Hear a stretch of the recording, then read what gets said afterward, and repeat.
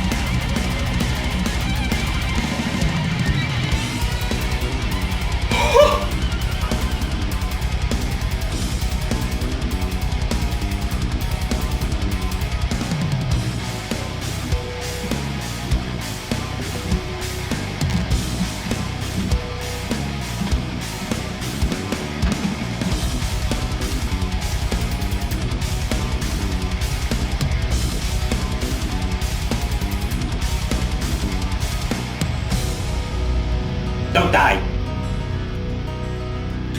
I think he's dead. I think I'm dead.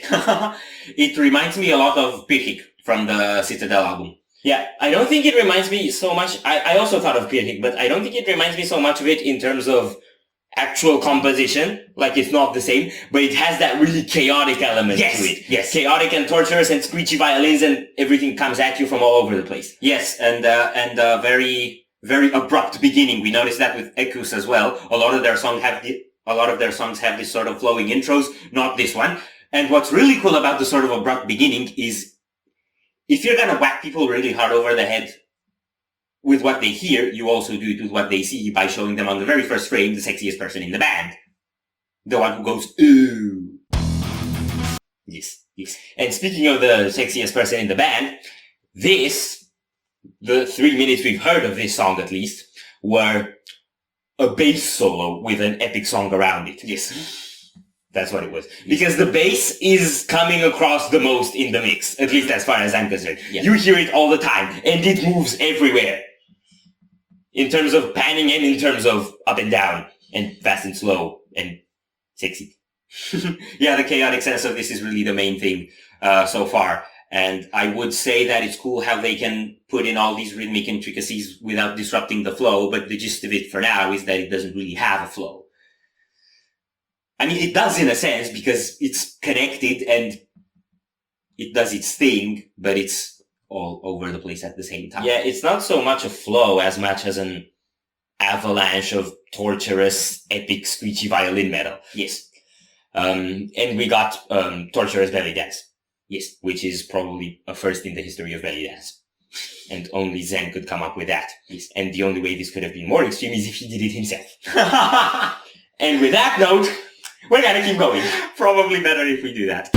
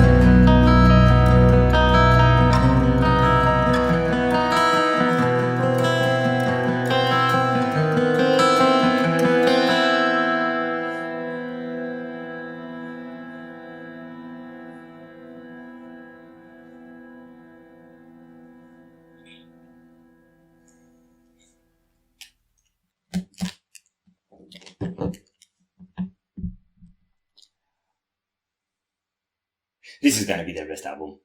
You're out of your damn mind if you think I have what it takes to analyze that. I am out of my damn mind. Let's try to analyze that. It was solo paradise. Yeah, it was solo paradise. I really think the solos and the melody writing in this song is the best thing about the song, and it might be the best melody writing I've ever heard in Ne Obliviscaris. Yes. Like, through the second guitar solo, there were these peaking melodies at some point, like everything was straying, and then it stopped into this sort of anthem with some really high notes, for instance. That was a very, very, memorable moment. And we got like 4 solos, like 2 guitar solos, 1 bass, and 1 violin. Yeah, I think there were 2 violins, actually. Yeah. Because we had the extreme part until we paused. Yes. We didn't really have the actual solos, except for the, bass solo that was surrounded by the rest of the song. Yes. But then it paused, we got the acoustic guitar, and on top of that we had first bass solo, then guitar solo, and then when the drums kicked in and it all got heavy again, we had Zen give us a long and menacing grr, and then the first violin solo. And then here at the end we had the second violin solo. First violin solo was screechy and technical. This last one was like slow and mournful and epic. Yeah, like everything opened up towards an epicness in the end. Again, which also happened with Exul. Yeah. Okay, so solo section was amazing. Personally, for me, guitar solos sold it. If we're gonna talk about solo section, if we're talking about the bass, then that's basically the whole song. Yes, because that solo begins at the beginning of the song and then it ends at the end. Yes. And the way the acoustic guitars were intermingled in there was really cool as well. Yeah, it was a bit of an intravenous flashback, but better. Yes. Because there were more stuff happening on top of the acoustic guitar. Although in intravenous as well, once the acoustic guitar kicks in, the next thing you get is a bass solo. So you could say they're stealing from themselves, but A, they're allowed to, and B, it did not sound the same, so no. Yes. Riffs and drums and guitar tones. Yeah. Corrosive blazing hellfire. That's the guitar tones. The riffs are very much, I guess, kind of what you could call black metal writing in the terms of like constant wall of noise and then cutting into chugging and really rhythmic and attacking sort of parts. Yeah, it's like that's also when you get the stops on the drums or the double kick stopping and dropping into headbang paces. Yeah. So you have this like wall of sound, drop. Wall of sound, drop. It's a really cool alternation that they're doing. It's like black metal atmosphere with technical death metal precision. Yeah. It's black metal atmosphere with technical death metal precision and progressive intricacies sprinkled in there, syncopated kick-ins and kick-outs and all that stuff. Stop saying things. But I like saying things about things I like this song. Yes. Oh my god, I can't wait for this album. Me neither. I mean, when you guys are seeing it, I think the album's already out. Yeah, but we're recording this a month in advance. Because we still have a lot of content to put out first. Because we record too much content. And we don't think about timelines, because we don't like timelines. We like our unrealistic expectations. Okay, I'm sure there's more to say, but I don't have it in me. I'm floored. That's what it is on first listen. Do you have anything else to say? No, except the vocals were good. Most of them. Very, very good. Good. And the production is the best they've ever put out. So if you enjoyed this reaction, we greatly appreciate the likes and shares. And if you want more, don't forget to subscribe with bells on. Thank you very much for stopping by. We hope you enjoy your stay, and we'd love to see you back at the Windmill very soon. Of course, yeah.